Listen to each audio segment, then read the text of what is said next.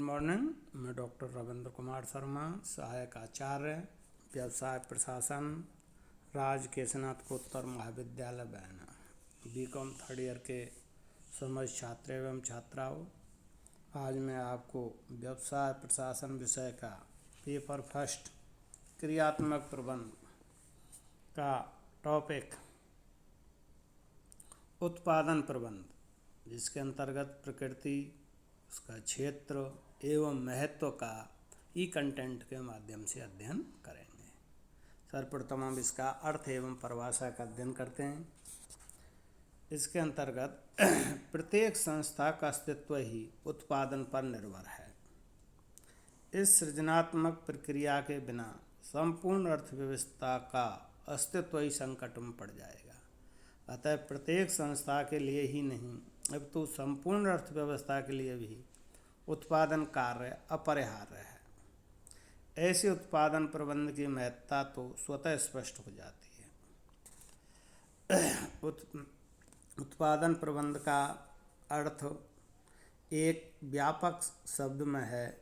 यह शब्द केवल उत्पादन प्रक्रिया के प्रबंध को ही इंगित नहीं करता है, बल्कि उसका संबंध उन सभी कार्यों से है जो उत्पादन में सहायता पहुंचाते हैं। हम कह सकते हैं कि उत्पादन प्रबंध उत्पादन प्रक्रिया तथा उससे संबंधित क्रियाओं के नियोजन, संगठन, निर्देशन एवं नियंत्रण की प्रक्रिया है, जिससे समाज की इच्छित उच्च किस्म की वस्तुओं या सेवाओं का न्यूनतम लागत पर कुशलतापूर्वक उत्पादन किया जाता है। इस तरह से इसका अर्थ समझ में आता है। इसकी परिभाषा प्रोफेसर ब्रेच ने दी है। उनके अनुसार उत्पादन प्रबंध किसी उपक्रम के उस भाग के परिचालन के प्रभावशाली नियोजन एवं नियमन की प्रक्रिया है, जो कच्चे माल को तैयार माल में परिवर्तित करने के लिए उत्तरदायी है। दूसरी परिभाषा विलियम बोरिस ने भी दी है। उनके अनुसार उत्पादन प्रबंध से आशय आदान प्रदान प्रणालियों की उन जटिल श्रृंखलाओं के प्रबंध से है, जो परियोजनाओं एवं उत्पादों की डिजाइन से लेकर अंतिम उत्पाद के प्रेषण तक के क्रम में एक साथ जुड़ी होती है। इस तरह से हम कह सकते हैं कि भाई उत्पादन प्रबंध एक सृजनात्मक प्रक्रिया है। इसके अंतर्गत कच्चे माल को पक्के माल में परिवर्तित करने के लिए उस प्रबंध द्वारा उस संगठन का नियोजन, नियंत्रण, निर्देशन आदि क्रियाएं इसमें सम्मिलित हैं। इसके बाद है उत्पादन प्रबंध की प्रकृति या विशेषताएं क्या है, जो आपके सिलेबस के अनुसार है। उत्पादन प्रबंध की प्रकृति को हमने आपके ई कंटेंट में विभिन्न बिंदुओं के माध्यम से समझाने का प्रयास किया है। पहला बिंदु है प्रकृति एवं विशेषताओं से संबंधित संपूर्ण प्रबंध की एक शाखा। उत्पादन प्रबंध संस्था के संपूर्ण प्रबंध की एक शाखा है। दूसरा है उत्पादन से संबंधित प्रबंध प्रक्रिया। यह उत्पादन प्रक्रिया से संबंधित कार्यों का नियोजन, संगठन, निर्देशन एवं नियंत्रण करता है। अगला इसकी प्रकृति है व्यापक क्षेत्र। इसका क्षेत्र अत्यंत व्यापक है। इसका क्षेत्र माल या वस्तुओं के रूपांतरण द्वारा उपयोगिता का सृजन करने तक ही सीमित नहीं है। इसमें उत्पादन से संबंधित अन्य अनेक क्रियाएं जैसे गति एवं समय अध्ययन, उत्पादन, डिजाइन, शोध एवं विकास, किस्म नियंत्रण आदि कई क्रियाएं इसके क्षेत्र में सम्मिलित हैं। इसके बाद है भौतिक वस्तुओं का निर्माण। उत्पादन प्रबंध भौतिक वस्तुओं का निर्माण करता है। इसमें आदान या निवेश के रूप में कच्चा माल या अर्धनिर्मित माल आदि कोई न कोई माल या वस्तु होती है, जिसका उत्पादन प्रक्रिया में प्रसंस्करण किया जाता है तथा किसी उपयोगी वस्तु या सेवा के रूप में प्रदान किया जाता है, जो कि समाज के लिए उपयोगी होता है। अगला है इसमें मूल्य या उपयोगिता वृद्धि। उत्पादन प्रबंध के प्रयासों से किसी माल या वस्तु के मूल्य या उपयोगिता में वृद्धि होती है। अगली प्रकृति का बिंदु है परस्पर संबंधित कार्य। उत्पादन प्रबंध संस्था की अन्य क्रियाओं से परस्पर संबंधित कार्य है। विपणन प्रबंध, सेवी वर्गीय प्रबंध, वित्तीय प्रबंध के कार्य उत्पादन प्रबंध से प्रभावित होते हैं तथा ये इसको भी प्रभावित करते हैं। अगला बिंदु है इसका दोहरी भूमिका। उत्पादन प्रबंध को एक ओर अपने विभागीय कार्य करने होते हैं तो दूसरी ओर इसे अपने विभागीय मामलों के संबंध में विशेषज्ञ अर्थात स्टाफ के रूप में उच्च प्रबंधकों को परामर्श भी देना होता है। अगला बिंदु है इसका तकनीकी कार्य। उत्पादन प्रबंध एक तकनीकी कार्य है जिसे करने के लिए तकनीकी ज्ञान वाले व्यक्तियों की ही आवश्यकता पड़ती है। अगला बिंदु है इसका 9वां स्वचालित प्रक्रिया। आधुनिक उत्पादन प्रबंध स्वचालित प्रक्रिया है। कुछ उत्पादन कार्यों में तो पूर्ण स्वचालन या कंप्यूटरीकृत व्यवस्था होती है। कुछ कार्यों में रोबोट का उपयोग भी किया जाने लगा है। ये लेटेस्ट टेक्नोलॉजी आई है। और अंतिम है इसका प्रकृति या विशेषताओं में कला एवं विज्ञान।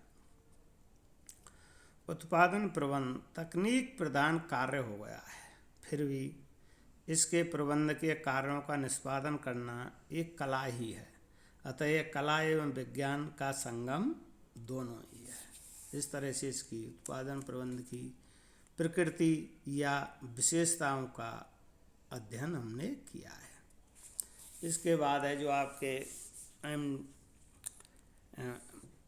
MBSU के सिलेबस में है उत्पादन प्रबंध का क्षेत्र या कार्य क्या है, स्कोप और फंक्शंस ऑफ प्रोडक्शन मैनेजमेंट। ये हमने आपके इसका उत्पादन प्रबंध का क्षेत्र अत्यंत विस्तृत है। इसके अनेक कार्य हैं जिनको हमने प्रमुख कार्यों को आपको कंटेंट में दिखा रखा है और इसके एक एक करके इसका विभिन्न बिंदुओं के माध्यम से समझाने का प्रयास करेंगे।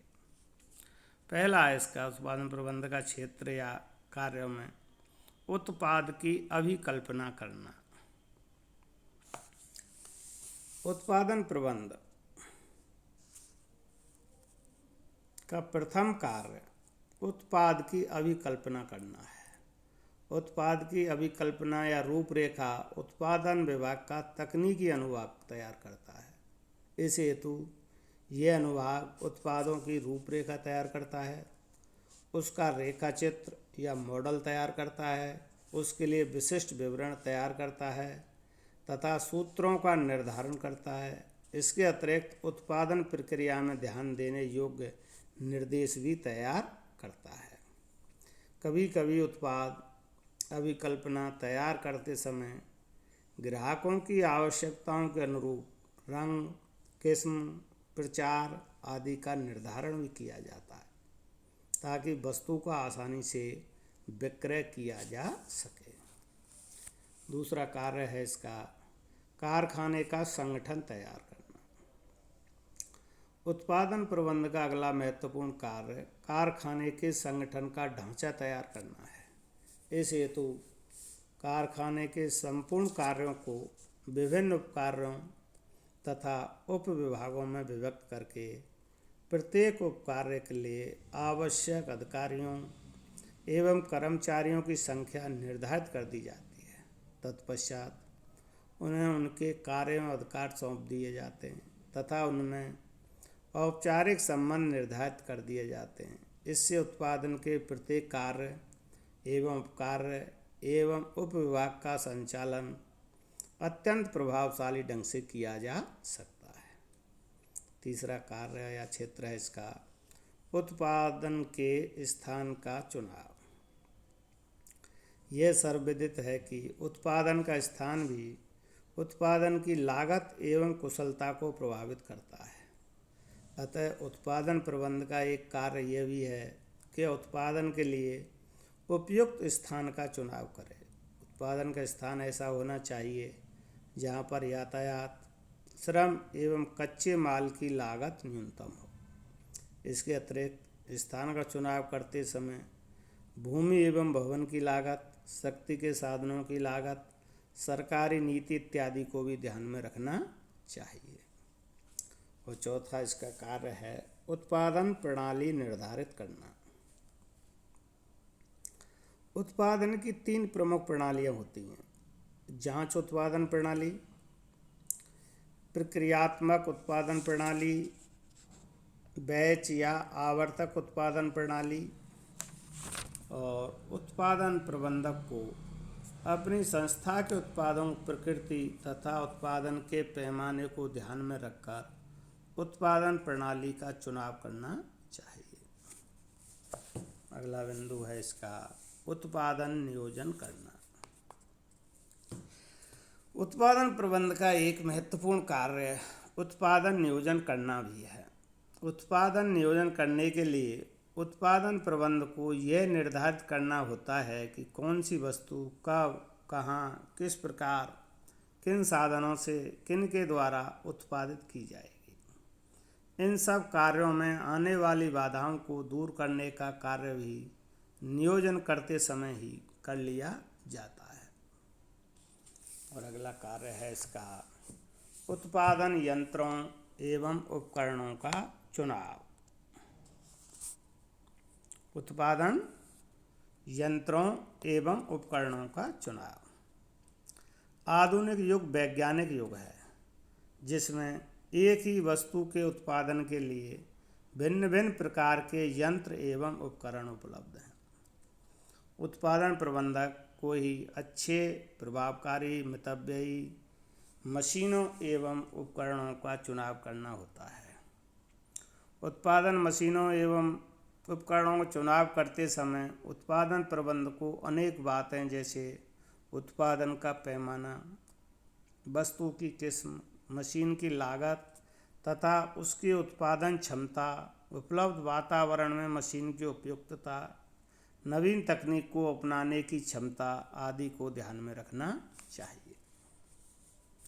इसके बाद है इसका कार्य कर्मचारियों को प्राप्त करना तथा उनसे कार्य करवाना। Hiring and dealing with personal. उत्पादन प्रबंध को अपने विभाग के लिए आवश्यक कर्मचारी भी प्राप्त करने होते हैं। इस हेतु वे अपनी संस्था के सेवी वर्गीय विभाग को लिख कर दे सकते हैं। सेवी वर्गीय विभाग उत्पादन विभाग के द्वारा मांगे गए उचित योग्यता प्राप्त व्यक्ति उपलब्ध कर सकता है। यदि ऐसे कोई विभाग नहीं है तो उत्पादन विभाग भी यह कार्य कर सकता है और अपने लिए आवश्यक कर्मचारी नियुक्त करने का कार्य करता है। अगला कार्य है इसका उत्पादन प्रबंध का क्षेत्रीय कार्य संयंत्र अभिविन्यास तैयार करना तथा मशीनें स्थापित करना। उत्पादन विभाग अपने कारखाने में स्थापित किए जाने वाले संयंत्र का अभिविन्यास तैयार करवाने का कार्य भी करता है। फिर उस अभिविन्यास के अनुरूप ही मशीनों, उपकरणों आदि को स्थापित करता है। और उसके बाद प्रमुख कार्यों में है सामग्री की अधिप्राप्ति। उत्पादन प्रबंध को अपनी उत्पादन क्रियाओं के लिए आवश्यक सामग्री की अधिप्राप्ति भी करनी पड़ती है। इस हेतु वह वे सभी प्रयास करता है जिससे उचित किस्म की, उचित मात्रा में, उचित मूल्य पर, उचित समय एवं स्थान पर आवश्यक सामग्री प्राप्त कर सके। ऐसा करके ही अच्छी किस्म के उत्पादन को भी सुनिश्चित किया जा सकता है। उसके बाद है प्रमुख कार्यों में इसके उत्पादन नियंत्रण करना। उत्पादन प्रबंध का अत्यंत महत्वपूर्ण कार्य है उत्पादन नियंत्रण करना। नियंत्रण करने से पूर्व निर्धारित प्रक्रिया में पूर्व निर्धारित प्रवाह एवं अनुसूची के अनुरूप उत्पादन के लक्ष्य को प्राप्त किया जा सकता है। और अगला कार्य है इसका स्कंद नियंत्रण करना। स्कंद नियंत्रण से तात्पर्य कच्चे एवं अर्धनिर्मित माल या सामग्री, निर्मित माल आदि की उचित मात्रा का प्रबंध करना है। इससे संस्था में सामग्री एवं तैयार माल दोनों का पर्याप्त मात्रा में स्कंद बना रह सके तथा आवश्यकता से अधिक स्कंद एकत्र ना हो सकेगा। परिणाम स्वरूप संस्था का धन अनावश्यक ही स्कंद में विनियोजित नहीं रहेगा। इससे स्कंद के विनियोग व्यय, गोदाम के किराए, बीमा आदि का भार भी संस्था को उठाना नहीं पड़ेगा। और अगला महत्वपूर्ण कार्यों में है लागत नियंत्रण करना। उत्पादन प्रबंधन का एक कार्य लागतों का नियंत्रण करना भी है। ऐसा करके ही न्यूनतम लागत पर उत्पादन के लक्ष्य को पूरा किया जा सकता है। इस हेतु सामग्री, श्रम, शक्ति के साधनों तथा अन्य उपरिव्ययों की लागतों के प्रमाप निर्धारित किए जाते हैं तथा सभी लागतों को इन प्रमापों के भीतर रखने के प्रयास किए जाते हैं। और अगला इसका कार्य का बिंदु है किस्म नियंत्रण करना। किस्म नियंत्रण वह कार्य है जिसके द्वारा यह सुनिश्चित किया जाता है कि माल का उत्पादन पूर्व निश्चित प्रमापों को अनुरूप हो रहा है। इस हेतु माल उत्पादन प्रक्रिया के प्रत्येक चरण पर माल की किस्म की जांच की जाती है। यदि किसी भी चरण पर माल प्रमापित किस्म के अनुरूप नहीं बनता है तो उसे प्रमापित किस्म के अनुरूप बनाने के लिए आवश्यक उपाय किए जाते हैं। और अंतिम कार्य और इसका वो है अनुसंधान एवं विकास। उत्पादन प्रबंध की सफलता निरंतर अनुसंधान एवं विकास पर भी निर्भर करती है। उत्पादन प्रक्रिया, उत्पादन मशीनों एवं उपकरणों आदि में सुधार करने के लिए निरंतर अनुसंधान की आवश्यकता पड़ती है। इसके अतिरिक्त नई वस्तुओं, नए उपकरणों, नई मशीनों, नई उत्पादन विधियों के विकास का क्रम भी निरंतर बनाए रखना आवश्यक है।